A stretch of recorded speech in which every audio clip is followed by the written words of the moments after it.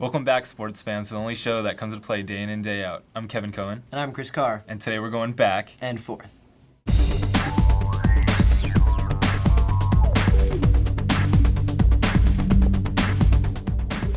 The Cal football team suffered a tough loss last weekend at the hands of the Arizona Wildcats. They gave up 404 yards of total offense, including 225 yards to quarterback Willie Tuitama in the 42-27 loss. So, Chris, this was an extremely frustrating loss. What's up with the inconsistency? Well, the inconsistency, Kevin, is a big deal because, when you think about it, the Bears are a lot better at home than they are on the road, and they lost a couple of years ago at Arizona as well. The thing that I want to mention the most, though, is that we thought that Willie Tuitama was going to be big and the passing game was going to be big coming into this game, but it was really Keola Anzalin who stole the show with 3 touchdowns on 21 carries, 149 yards. So, a lot more from the running game of Arizona than was expected. Yeah, and for Cal on the offensive side of the ball, the offensive line was horrendous in the second half, not giving Nate Longshore any time to pass and not opening up holes for Javid Best. So that really needs to improve this weekend. Well, when that happens, too, you get your quarterbacks having to throw a lot more passes, and there's 50-plus passes that were thrown between Longshore and Riley. So that's definitely a tough thing for the Bears.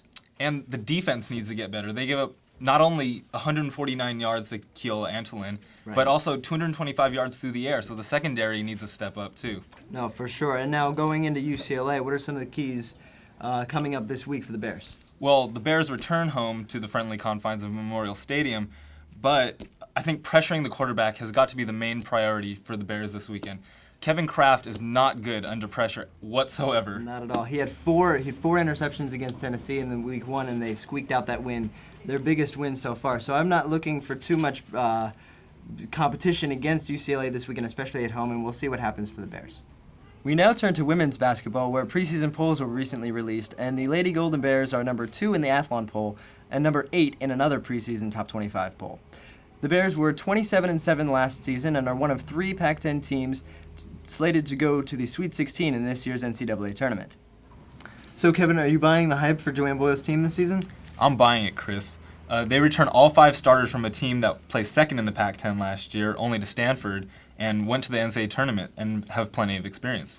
They definitely do, and when you think about this team, they had a 15-3 mark last year in conference play. That was one of the highest that they've ever had, the highest preseason ranking under Joanne Boyle as well.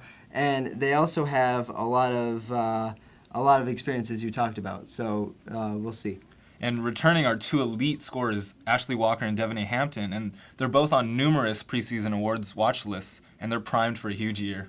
Well, when you think about it, too, not only do they have all of their starters coming back, but they have 2 key recruits in Casey Morris and Angela Aguirre. Aguirre played in New York and averaged about 20 points, a little over 20 points.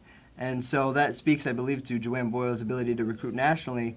And with those coming in and with the players still there, I think it's going to be definitely a year to watch for the Lady Bears on the court. Turning to the national spotlight, this is the first week the BCS standings came out, with Texas taking the top spot and Alabama and Penn State close behind. USC is the only Pac-10 school in the top 25 of the BCS standings. Also, Chris, who's your Heisman frontrunner at this point in the season? Well, it's got to be Colt McCoy, Kevin. I mean, 29 for 32 last week against Missouri, 337 yards, 2 touchdowns. He's the quarterback of the top team in a couple of polls. It's got to be Colt McCoy. I agree with you, Chris. Colt McCoy at this point in the season, I think, is a heavy favorite to win it. But also watch out for Sam Bradford, QB of Oklahoma. He just lit it up against Texas in the Red River rivalry. True. And also Chase Daniel, the quarterback of Missouri. He just has tremendous leadership in guiding the Missouri Tigers this year. Well, that's all the time we have for this week. I'm Chris Carr. I'm Kevin Cohen. Make sure you tune in next time to get your download for What's Up in Cal Sports.